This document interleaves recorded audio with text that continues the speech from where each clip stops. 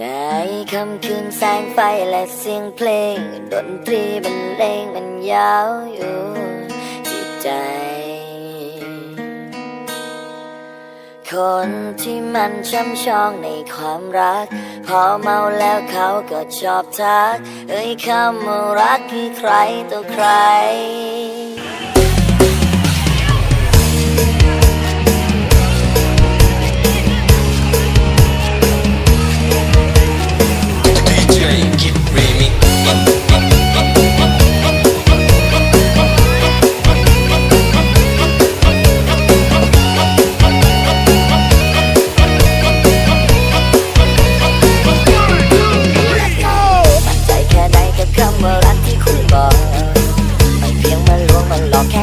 จากไปผู้จาว่าล้อมลงนี่คิดให้เชื่อใจบอกไม่มีใครเจ้าของหัวใจยังไงดีในค่ำคืนแสงไฟและเสียงเพลงดนตรีบรรเลงกันยาวอยู่ที่ใจคนที่มันช้ำชองในความรักพอเมาแล้วเขาก็ชอบทักคำว่ารักที่ใครต่อใครโสดจริงหรือเปล่าไม่ใช่ว่าเพียงแค่เงาไม่ใช่ทะเลาะเขามาบอกรักเราทันทีโสดจริงหรือเราจะบอกว่าแฟนไม่ดีก็เช็คสถานะเธออีกทีว่าคำคืนนี้โสดจริงหรือเปล่า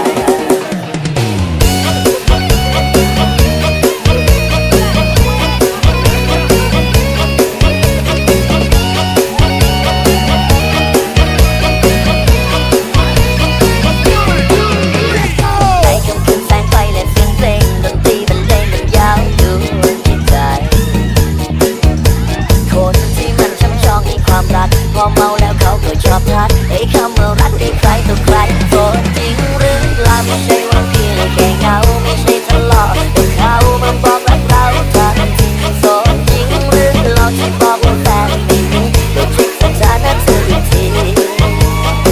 ว่าคำคืนนี้โสดจริงหรือเปล่า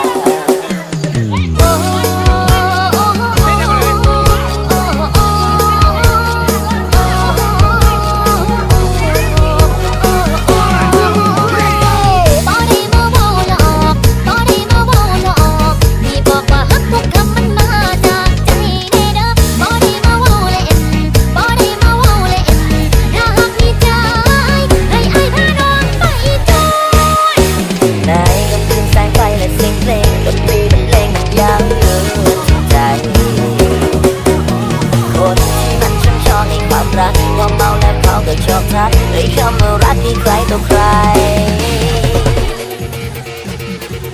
โสดจริงหรือเปล่าไม่ใช่ว่าเพียงแค่เงาไม่ใช่ทะเลาะกับเขามาบอกรักเราทันทีโสดจริงหรือเอาที่บอกว่าแฟนไม่มีโปรดเช็คสถานะเธออีกทีว่าเธอคนเดียวโสดจริงหรือเปล่าไม่ใช่ว่าเพียงแค่เงาไม่ใช่ทะเลาะกับเขามาบอกรักเราทันทีโสดจริงหรือเอาที่บอกว่าแฟนไม่มีโปรดเช็คสถานะเธออีกทีว่าคำคืนนี้โสดจริงหรือเปล่า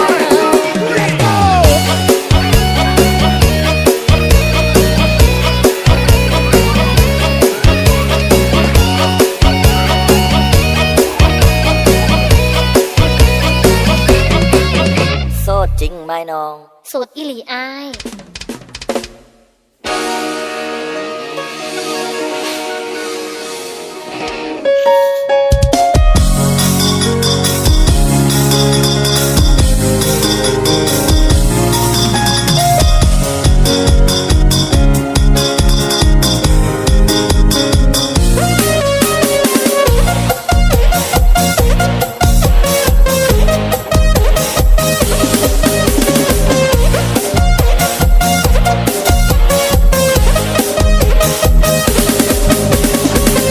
เดินเข้ามาก็ทำให้ใจของฉันละลายมันละลาย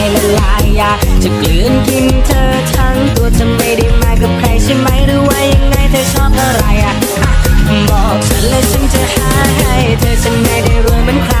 และไม่ได้มีเหมือนใครหรอกแค่อยากจะบอกว่าคนหนึ่งฉันน่ะมันนั้นมีแต่รักจริงจะไม่มีวันมาทอดมาทิ้ง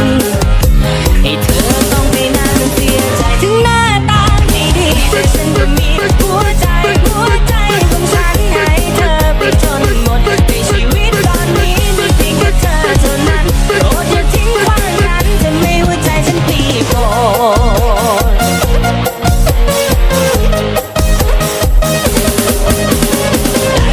กับเธอในวันที่ฉันไม่เหลืออะไร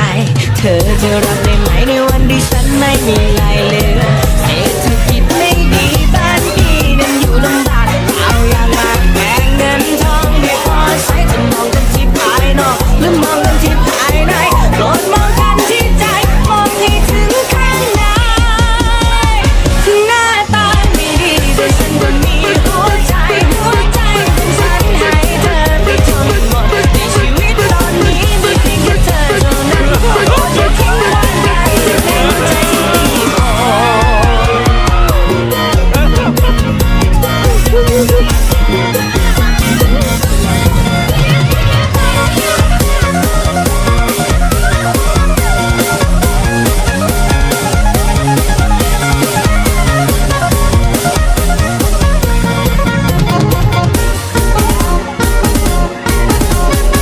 ฉันเดินเข้ามาก็พอจะรู้ว่าเธอนั้นมองเธอมองฉันจ้องฉันตาเป็นมันฉันไม่ได้มากับใครทั้งนั้นฉันมาคนเดียวฉันมาเอามันแค่อยากจะดื่มให้ลืมคนที่ทิ้งไปก็ไม่ได้รวยเหมือนใครก็ไม่ได้มีเหมือนใครรักแค่อยากจะบอกว่าคนอย่างฉันนั้นมันก็มีแต่รักและไม่มีวันจะทอดจะทิ้งให้ใครต้องไปนั่งเสียใจหน้าตาไม่ดีแต่ฉันก็มีหัวใจของฉันให้เธอไปจนหมดในชีวิตตอนนี้มีเพียงแค่เธอเท่านั้นโปรดอย่าทิ้งความฝันในหัวใจฉันปีโป้